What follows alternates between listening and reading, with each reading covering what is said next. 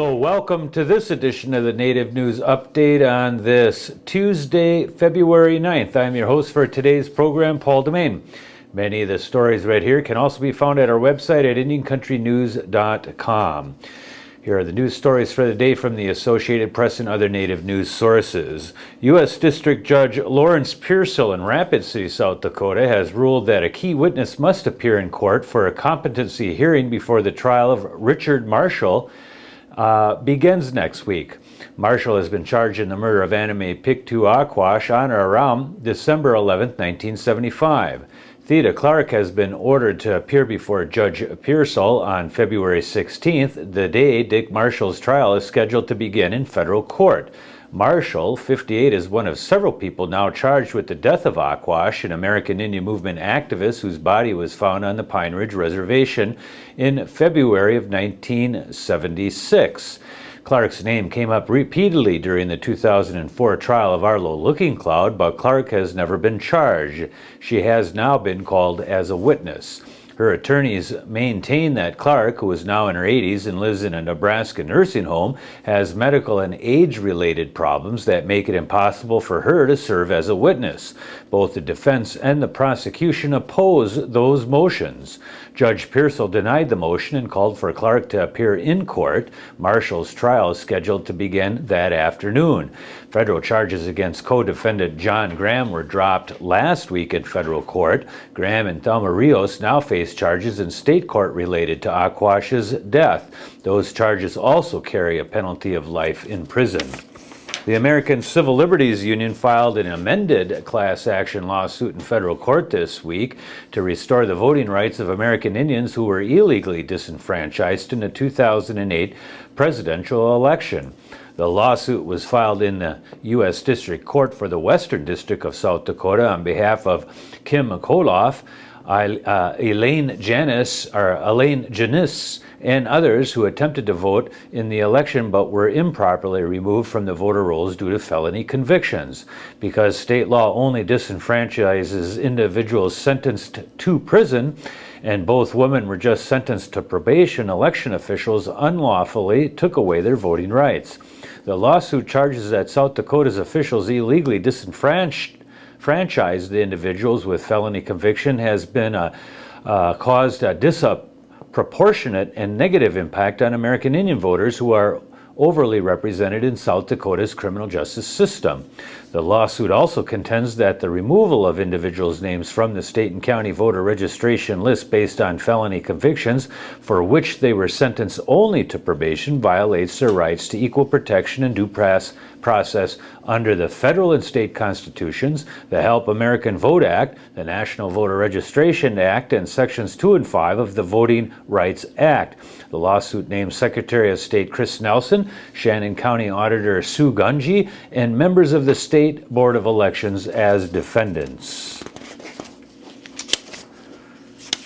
The Phoenix-based Arizona Community Foundation has set up a charitable fund to provide relief services to residents of Navajo, Coconino, and Apache counties to help in the aftermath of recent storms that left many people cut off from vital services.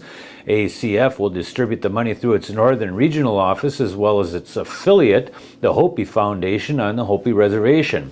President Obama declared a state of emergency in the three counties, and money collected by ACF will provide food, water, blankets, and other supplies to the areas hit hardest by the storms. Donors may also make a tax-deductible contribution to the Navajo Hopi Storm Relief Fund online at azfoundation.org. Contributions may also be made by credit card by calling 602-381-1400, and checks may be mailed to the Arizona Community Foundation at 2200 East Camelback Road, Suite 202 in Phoenix, Arizona, 85016. Okay. The Achi-Dehe Wintu Nation last week provided $100,000 to assist the Cheyenne River Sioux with disaster relief efforts. Severe winter storms there had caused critical damage on the Northern Plains Reservation, leaving Cheyenne River tribal members without electricity, heat, and running water for over a week in many cases. This is a time for their nation to come to the assistance of another tribe in desperate need. The Wintu Tribal Council was deeply moved by the profound damage the Cheyenne River Sioux people were suffering in these winter storms, said Tribal Chairman Marshall McKay. Among the harsh winter storms, the January 22nd ice storm that hit the Dakotas hit the Cheyenne River Reservation especially hard, knocking down nearly 3,000 power lines. Thousands of already impoverished residents were without electricity and heat for over a week. Yachi Dehe Wintu Nation is committed to standing together with other tribal and non-tribal governments to face the challenges that impact Native people everywhere. Efforts to change American Indian mascot names at Oregon high schools has stalled more than 2 years after a state advisory group suggested a ban on them. All 15 Oregon high schools with team names such as the Warriors, the Braves, or the Indians are still using them. Susan Castillo, the state school superintendent, had planned to reconvene the Native American Mascot Advisory Committee to finalize its report and make a recommendation. But the committee has not reconvened, and Castillo has made no recommendations. An outcry from rural communities devoted to their mascots stalled effort, along with a mixed and, in some cases, muted response from Oregon tribes. A state lawmaker in Colorado is dropping a bill which would have required high schools to get permission to use American Indian mascots. Democratic Senator Suzanne Williams said that she introduced the bill because she thinks the state needs to have a conversation about the subtle discrimination between races and cultures. The bill got a lot of publicity, and Williams says she no longer believes legislation is necessary to bring this issue to the public's attention. Williams says she plans to work with the Colorado Indian Education Foundation and school districts on the issue over this summer. The bill would have given schools 3 years to get permission to either continue using their mascot or to use another Indian mascot. Violators would have been fined $1,000 a month.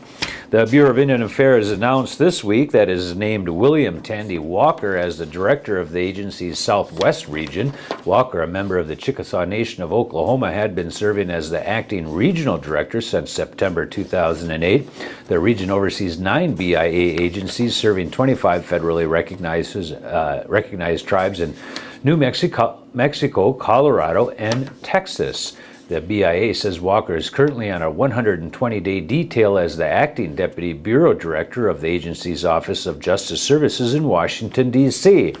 Walker began his BIA career as a soil conservationist for the Land Operations Branch of the Fort Apache Agency in Arizona in 1992. In the year 2004, he was elected as the superintendent of the BIA's Mescalero Apache Agency in New Mexico. And that is the latest roundup of news from Indian Country on this edition of the Native News Update. We want to thank you all for joining with us again. Come back again soon. Miigwech.